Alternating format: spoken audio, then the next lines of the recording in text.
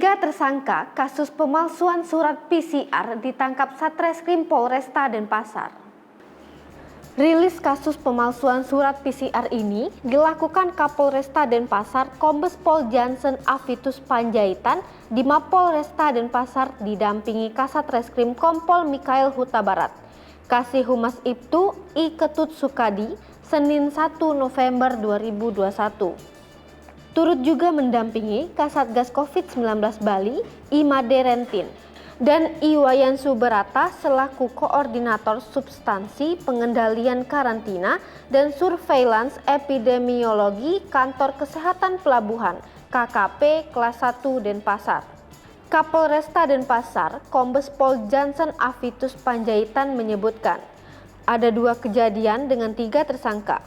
Tersangka yang berhasil diungkap masing-masing bernama Lutfi Lanisha, 25 tahun, perempuan asal Cibodas, Kecamatan Ciamis, Jawa Barat.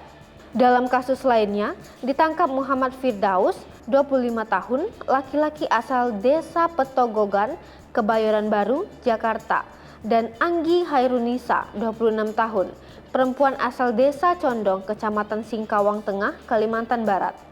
Lutfi Lanisha diamankan, petugas kantor kesehatan pelabuhan Bandara Ngurah Rai mencurigai surat PCR yang dibawa tersangka Minggu 31 Oktober 2021 pukul 8 waktu Indonesia Tengah tidak tervalidasi.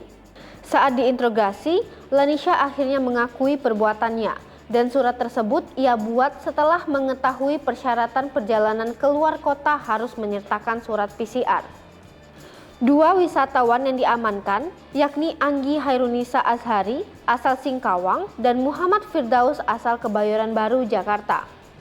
Kapolresta mengatakan, keduanya diamankan petugas KKP Kelas 1 Denpasar karena memberikan surat PCR palsu di Bandara Ngurah Rai Jumat malam. Saat itu, mereka hendak berangkat ke Jakarta, namun petugas yang saat itu meminta surat PCR untuk memvalidasi persyaratan milik keduanya. Dalam pemeriksaan petugas, didapati ada hasil berbeda dari surat yang disertakan tersangka Firdaus dan Anggi. Petugas menemukan keanehan mengingat surat tersebut tidak sesuai dengan identitas pada PCR yang tertera dari kedua wisatawan domestik tersebut. Menurut pengakuan keduanya, Anggi dan Firdaus mendapatkan surat tersebut dari orang lain yang menawarkan kepada mereka. Hai pemirsa Selipopo TV, jangan lupa komen, like, dan subscribe, serta tonton terus berita-berita terupdate lainnya ya.